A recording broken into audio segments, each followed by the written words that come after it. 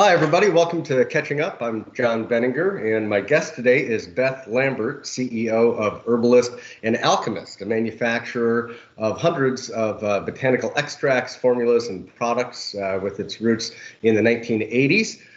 Beth, great to see you. Thanks for joining us, and welcome to the show. Oh, thanks, John. It's great to see you. It's just nice to be able to check in with friends from time to time.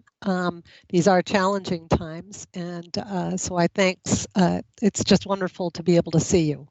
Yeah, I'm hearing that these video chats now that we're all having more and more of. It really is helping, I think, all of us get through this a little bit, just to see each other's faces, to see a smile, and to keep some of that personal connection that we all need so much. First thing I want to ask before we get into a lot of the stuff about Herbalist and Alchemist is, how are you? How is the Herbalist and Alchemist family doing right now? Safe, healthy? Tell us how you're doing. I'm doing well. My husband, John, and I here live on a beautiful farm, and our dogs and horses keep us busy, and I've been jumping into gardening full force, doing a lot of wild crafting to have fresh salads. With chickweed and garlic mustards, and then, from my garden, chives and some overwintered things. So, we're doing well. It is, scary being in New Jersey. And it's a challenge. My husband keeps telling me it's a war zone. But my staff is great. Everybody is healthy. Families are all healthy. And they've really been amazing in adapting to what we have to do to make sure we continue to produce our products. So thanks for asking for that. Yeah, that's the most important thing. It's what we're all thinking about these days. And the business continuity part of it, as we see so much of the economy shutting down, either because it has to or as a result of what's going on with the pandemic and how that's affecting so many people. It's just great when we do hear these stories of companies that are still operating, and in your case, still producing products to help people be healthy. How are you managing through this at Herbalist and Alchemist? You're right, it's just one challenge after another, but how are you keeping things going?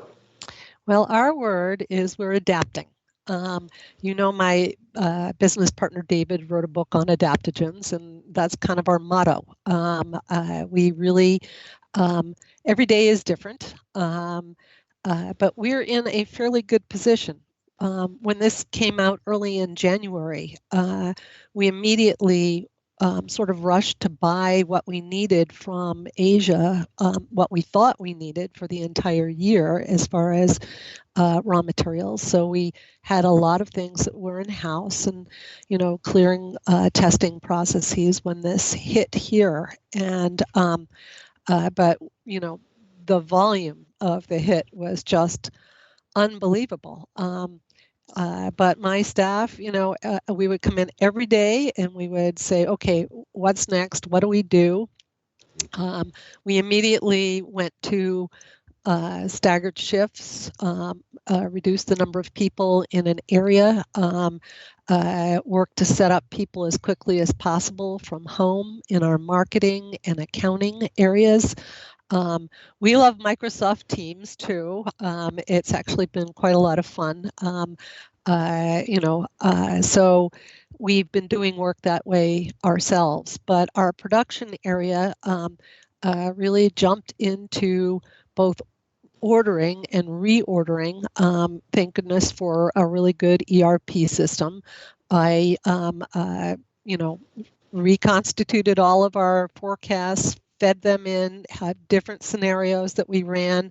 The hardest thing is forecasting what you really need to make and what you need to buy, because one day it looks like, oh my goodness, it's like 20 times what you ever made in your entire 35 years of being here. And then another day it's well, that's slacking off. Is that, have they found something else? And people got awfully creative in their buying. I mean, I was actually picking in the shelves for a couple of days when we were really crazy, and I'm looking at what, especially the practitioners are buying, and they're putting together their own formulas. Oh, you don't have this, you have this. You don't have this, you have this. And I'm like, oh, that's clever. I'd look it down at an order when it was done, and I knew what they were doing. Yeah. So we have a really big line, and people are very resourceful in finding something that they need. But we made some steps. We closed down our website and ordering to just existing accounts so that we could catch up. And I got that actually from, a local barn supplier who said, yeah, we're not taking on any more new customers to deliver grain to. And I said, well, wait a minute, we could do that too. So you learn all kinds of places, what people are doing. And that helped us catch up, but it also kept us working with our customers who'd been loyal to us for a long period of time. And just a few days ago, we were able to then reopen everything. It gave us time to breathe. It gave us time to restock. The manufacturing and the testing all was proceeding during that period of time. We also kind of rationed because people were hoarding. As the toilet paper issue, they were hoarding herbs as well. So we worked. I did have to readjust some of the language that I said it was a little bit too much mommy language. You can't do this, you can't do that. But it was, it really kept the supply flow going to our customers to be able to give them the ability, and I think it calmed them down, knowing that they could continue to get things. Right now, messaging is our big issue. We want to make sure that people know what we have, know what's coming, know what's coming back online. And so that, I'm working with our marketing department with every day. And we're preparing emails that go out direct to customers that want specific items, or that's really, so it's been a process that every day we assess things, we look at things. I'm going to do a whole new set of projections kind of based off once things start coming back into the market. But who knows where this really is going to head? That's the big problem, John. Knowing, and will people have money to buy things? And certain people will, but not everybody. And so forecasting is a challenge. But I have to say our suppliers have been amazing. And it's the relationships that you have with people in this industry. David or I would call up on the phone and say, can you do this? And they would say, yeah, we'll find a way. And that goes from everybody, from the people who provide us herbs to the people that provide us bottles. Everybody has been in a learning mode. And so, it's just been invaluable to have those lifelong relationships with people. Look, Michael McGuffin was fabulous at the beginning when we were trying to figure out, especially here in New Jersey, as things were closing down, the definition of an essential business. We worked with our New Jersey manufacturers group as well. But Michael was out, as he always is, with the most amazing detail. And so it's really been that network of friends that you've built up over the years that has been so incredibly valuable over these times. And frankly, sometimes even just talking to people. Wilson Lau at New Herbs, who's in Oakland. San Francisco was the first one to come out with the shutdown order. And we were like days after that, and it was just good to be able to talk to people or email them and say, where are you? How are you doing? what's happening. And I think in talking to other people, it gives you, you have to be, then in talking to your own staff, you just have to be real. And I would say to them, every single day may be different. And if you feel uncomfortable, you have to talk to me. This is my plan. What do you think? Do you have a better idea? And it's been everybody working together that really has got us to this point, and hopefully continues to keep us all safe and working and providing good products as we go on. Yeah, you said a couple of things there that I think are really important. Several things. The importance of communication right now, clear, honest communication.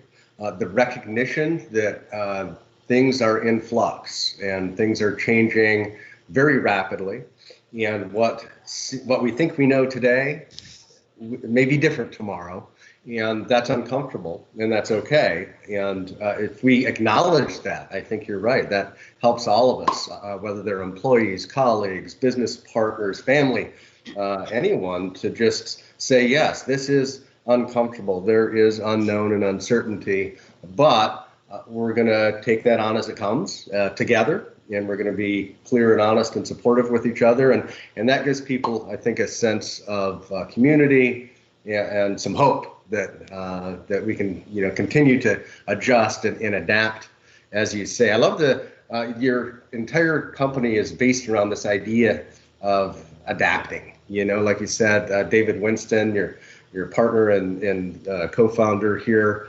ethnobotanist and herbalist known around the world, lecturer, author, and adaptogens are really at the heart of a lot of that. I know last year, Herbalist and Alchemist won the Nutri-Ingredients USA Best Botanical Product, I think it was, for your adaptogen line. And I want to just talk about that a little bit, because you're right. Right now, everyone's trying to have to figure out, how do we adapt in our personal lives, business, all these different areas. But the principle of adaptogens, I think, is really interesting right now. People rushed out to buy immune products, right, and vitamins, and these are all good things.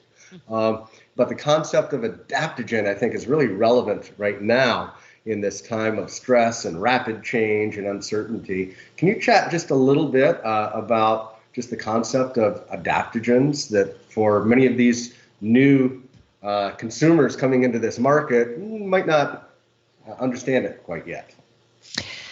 Well, adaptogens really are remarkable substances. They are able to down-regulate excess, or sort of up-regulate a lack of something. So they normalize a body function. And as David will say, he is very, very particular about what is called an adaptogen.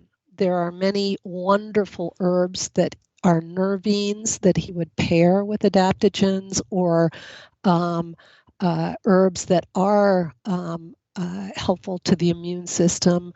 But the categories that we're talking about with adaptogens are in the area of helping your body to normalize that reaction. So in the immune system, not having your immune system overreact to something, as we've heard some of the issues discussed by the medical community these days, but also to help in, along with a healthy diet and lifestyle and all of that, to help, fill up what we would call your immune reservoir. Stress. Stress is so linked to every organ in the body, and the adaptogens are really, really helpful in that area. Whether you need, and they're different. Some of them help you, a little bit more if you need more energy. Some of them help you with calming, and then there are specific ones that are better for men or women. In just our overall well-being and reproductive functions. But adaptogens are just amazing. And as might be expected, people who are students of David's, our adaptogens have been flying out the door. I've seen, of course, the highest in our Immune Adapt, but I've seen a real uptick in Calm Adapt recently. And I think that I got a text from our local police station the other day about what people can do in this time of stress. And I think that is where I'm also starting to see people come back as they're coming back to look at herbs, to think about how to relax without maybe drinking too much wine. Because we've seen all the wine videos. Wine is lovely, but sometimes you might want something that just kind of helps you relax and stay awake during the day when you have to do a video chat. Right. It's very true. I like the wine, but there's nothing wrong with a little astragalus every once in a while. What are some of these adaptogenic herbs? The people that are coming in and they're flying off the shelves and all that. Some of the top ones that are out there that people are really leaning toward. Well, the mushrooms. They are so very amazing as a class of herbs. They are just they're supportive. They're nourishing. There's so much we know, but so much we don't know about them. You mentioned astragalus. That also is certainly one. As far as energy, things like the ginsengs and schizandra, ashwagandha, these are the major Siberian ginseng, eleuthero, the not true ginseng, as we say, but truly amazing. And they all pair very well with one of David's favorite nervines, which is milky oats extract. And that is for people who are so fried they're crispy, burning the candle at both ends, as he always says. And it's something that I even give to animals. It's one of our #1 sellers to veterinarians because, oat is a food, and it is really just when the oat is harvested at that milky stage, that sort of within that 5 week where you can squeeze the oat and a little milk comes out. That's when it's really has its nervine properties, and that's when we tincture that. And it's just such a wonderful, lovely, safe, nervine that you'll see David pair up in a lot of places. I'm going to have to add that one to my list. A lot of them you mentioned are in my regular routine. I have my whole herb cabinet back in the other side of the kitchen over here, but that's one I'll have to take a look into. I want to chat just for a minute about with Herbalist and Alchemist and this whole being adaptive and how that's serving you so well right now because that's built into your culture there. Some of that I'm familiar with and I want to share with the audience. You were the first herbal supplement company, I believe, to become a certified B Corporation. And I think a lot of people know what that is, maybe some don't, but basically it's a certification of your social and environmental performance and standards and that sort of thing. I think that's a big deal right now. And as we work through all of this and move into what's next or the new normal or however we want to describe it, I think a lot of companies are looking at the resilience and sustainability of their supply chains and their business, and they're out of necessity having to think about how they do things right now. And it's as much as it's a bit of chaos right now, it's also a time of reflection when companies are questioning everything and how they're doing things. How has that long-standing commitment to environmental practices, sustainable practices, social practices, how's that serving you now in this crisis? It's really just part of the fabric of who we are. When we became a B Corporation, I was looking for a group that would help us um, uh, provide evidence that we walk our talk. And I liked this group. I met them very early on, and actually went to one of those, cocktail party get-togethers in New York City. I put on my togs and went all the way into the city. And I just liked the diversity of the people that were there. For us, this is part of who we are. David is a person who is deeply connected with the plants and the natural world. And it's part of, let's almost call it his spiritual side. And for me, I was a Wall Street investment banker until I met this crazy man called Bill Mollison, who is the founder of permaculture. And Bill changed my perspective on life. And that was many years ago.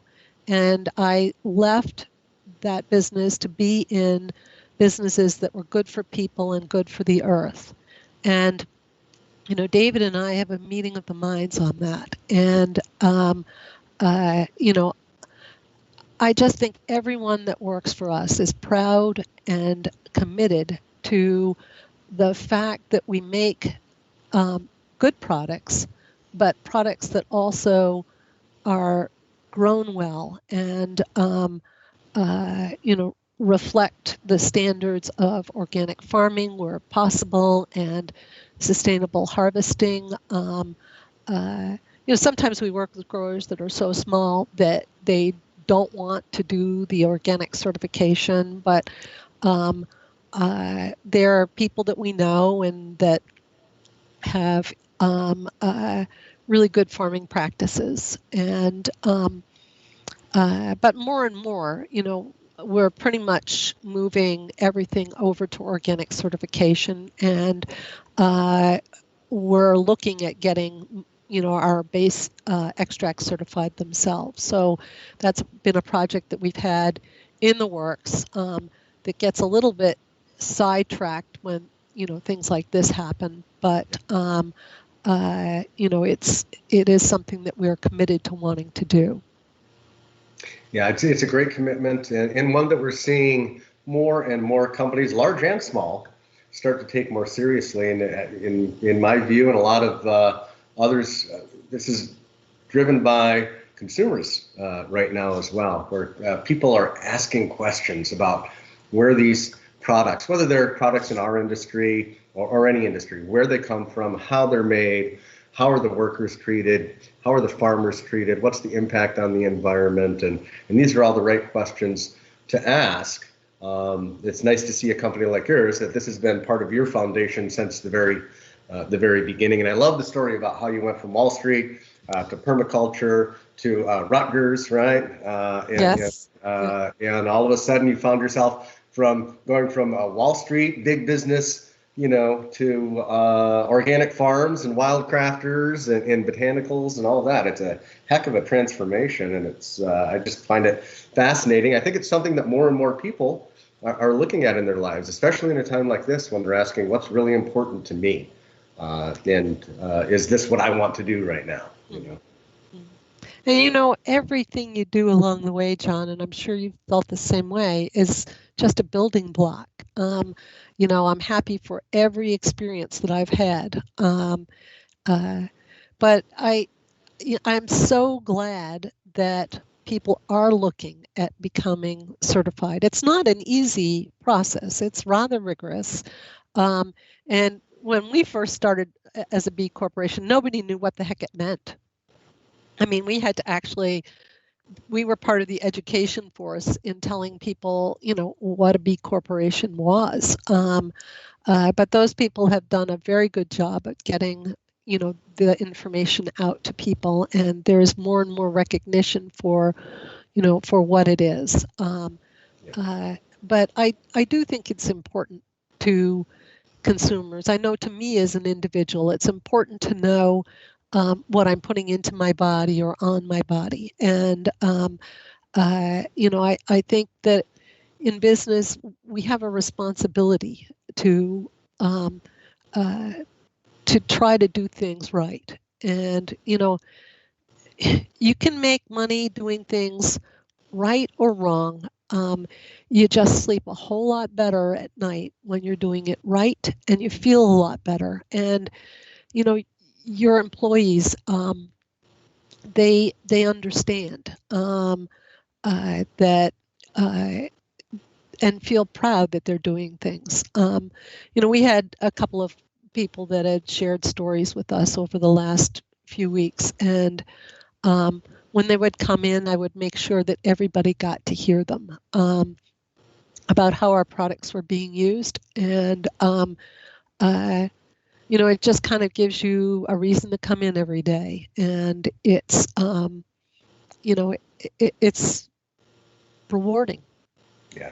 It absolutely is. We're going to wrap up in a minute, but I want to give a shout out. You mentioned earlier Michael McGuffin. And for those who don't know Michael, I don't know how you don't know Michael, but for those who don't know Michael, Michael is the president of the American Herbal Products Association, has been for many years. And Beth, I know you've been serving APA on the board of trustees for a long time and on various committees and all that. And I just want to mention, you're right, APA through this thing has been a great leader. And is still providing amazing resources. On the APA website, ahpa.org, there is a coronavirus or COVID-19 resource center there with all kinds of great information for small businesses, large businesses.